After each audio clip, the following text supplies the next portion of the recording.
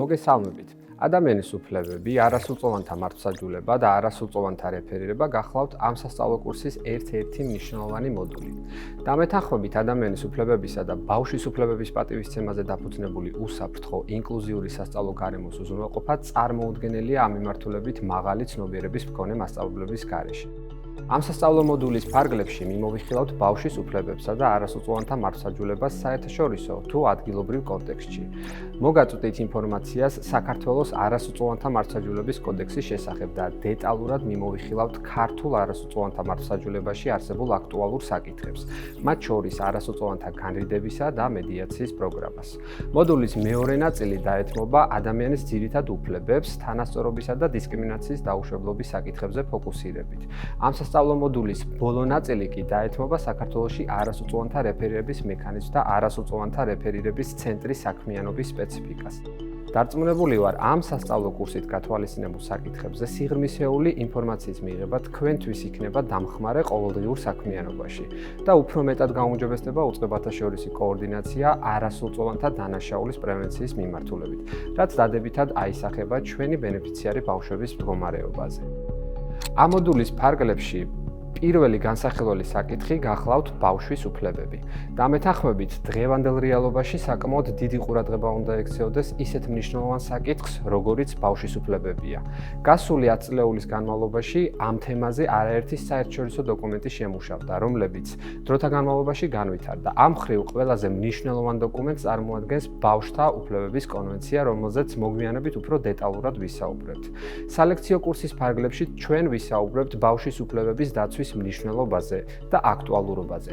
ყურადღებას გავამახვილებთ მათ ფუნდამენტურ უფლებაზე და იმ ადგილობრივ თუ საერთაშორისო დოკუმენტებზე, რომლებიც ამ უფლებების დაცვას ემსახურებიან.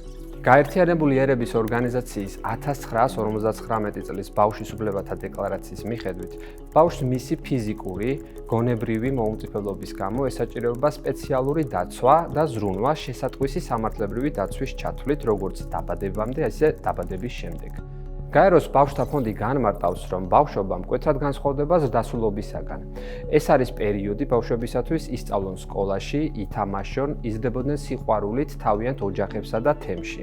ამასთანავე, ბავშვის უფლებათა კონვენცია აღიარებს ბავშვებს როგორც თავიანთი უფლებების მქონე სუბიექტებს და არა როგორც მზრუნველობის პასიურ ობიექტებს. წლების მანძილზე არაერთი კვლევა ჩატარდა ბავშვის უფლებების საკითხებში ცნობიერების შესახებ. მაგალითად, ერთ-ერთი კვლევის მიხედვით კვლევაში მონაწილე ბავშვები მიუთითებდნენ, რომ მშობლებსა და მასწავლებლებში ცნობიერება ბავშვის უფლებებთან დაკავშირებით არ იყო საკმარისად მაღალი და ხშირ შემთხვევაში სწორედ აღნიშნული განაპირობებდა ბავშვის უფლებების დარღვევას. ჯერ კიდევ 2001 წელს 12-14 წლის ბავშვების მონაწილეობით ჩატარდა მულტინაციონალური კვლევა, სადაც მონაწილეებს ეთხოვათ მოეხდინათ სკოლასა და სახლში ბავშვის უფლებების რანგირება მნიშვნელობისა და არსებობის საჭიროების მიხედვით. ბავშვები მიიჩნევდნენ, რომ მათი უფლებები თავიანთ სახლში უფრო მნიშვნელოვნად ითვლება და აღიარებულია ვიდრე სკოლაში. მათი აზრით, სკოლაში ძალიან მნიშვნელოვანია დაუკოვნებელი დახმარების მიღება, მაშინ, როდესაც სკოლაში ცუდი რამ ხდება. კიდევ ერთი კვლევის ფარგლებში თავიანთი სიტყვებით ბავშვებმა განსაზღვრეს 4 უფლება, რომლებიც მიაკუთვნეს სამოქალაქო უფლებების კატეგორიას. ეს უფლებებია: არ იძალადონ მათზე ფიზიკურად, არ უყვირონ, იყვნენ დაფასებულები და ეპყრობოდნენ ისე, როგორც სხვებს. არ ატკინონ სიტყვებით. კვლევის მიხედვით, უფლებაში არ უყვირონ ბავშვები მიიჩნევდნენ, რომ მნიშვნელოვანია მასწავლებლები მათ ესაუბრებოდნენ ნორმალურად, რადგან ხმამაღალი საუბარი ბავშვს ავიწროვებს და ამცირებს, რაც უყალიბებს მას შიშს, თქვას, რასაც ფიქრობს, ან დასვას კითხვა. წარმოდგენილი კვლევები ცხადყოფს ბავშვის უფლებების აქტუალურობასა და მნიშვნელობას სასკოლო სივრცეში.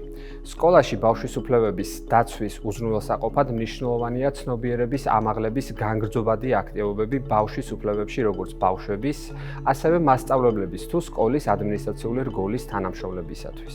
ჩვენ შეგვიძლია არაერთი მიზეზი ჩამოვთვალოთ იმის ნათელსაყოფად, რომ ბავშვის უფლებებზე ფოკუსირება განსაკუთრებით მნიშვნელოვანია.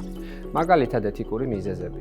რაც გულისხმობს, რომ ბავშვები უფლებების მქონე სუბიექტები არიან და შესაბამისად აუცილებელია მათ ჰქონდეთ თავიანთი ძირითადი უფლებები. მორიგი მიზეზი ასაკთან დაკავშირებული თავისებურებებია, რადგან ბავშვები თავიანთი ასაკიდან გამომდინარე მოწყობები არიან და არ აქვთ მზრუნველობის გარეშე საკუთარი თავის მოვლის სრული შესაძლებლობა.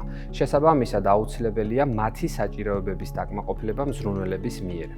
რაც შეეხება ეკონომიკურ მიზეზებს, ბავშვი ინვესტიცია ნიშნავს ინვესტიციას მომავალში. ჯანსაღი, განათლებული და შესაბამისი ინტელექტუალური რესურსის მქონე ბავშვი მომავალში იქნება იმავე მახასიათებლების მქონე სრულფასოვანი საზოგადოების წევრი. პოლიტიკურ მიზეზებთან დაკავშირებით აღსანიშნავია, რომ ჯანმრთელი და ბედნიერი ბავშვების ყოლა სახელმწიფოსთვის პირდაპირი ნიშანია, რომ ის არის განვითარების მაღალ მაჩვენებელზე და ასეთი სახელმწიფო წარმატებული იქნება ყველა ასპექტში. როდესაც ბავშვთა უფლებებზე ვსაუბრობთ, შეუძლებელია გვერდი ავუაროთ ისეთ მნიშვნელოვან საერთაშორისო დოკუმენტს, როგორიც ბავშვის უფლებათა კონვენცია.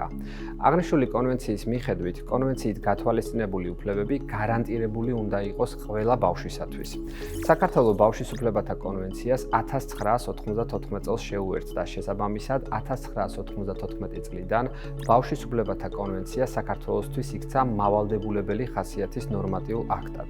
კონვენციის მუხლები მოიცავს სამოქალაქო, პოლიტიკურ, ეკონომიკურ, სოციალურ და კულტურულ უფლებებს ყველა ბავშვისათვის.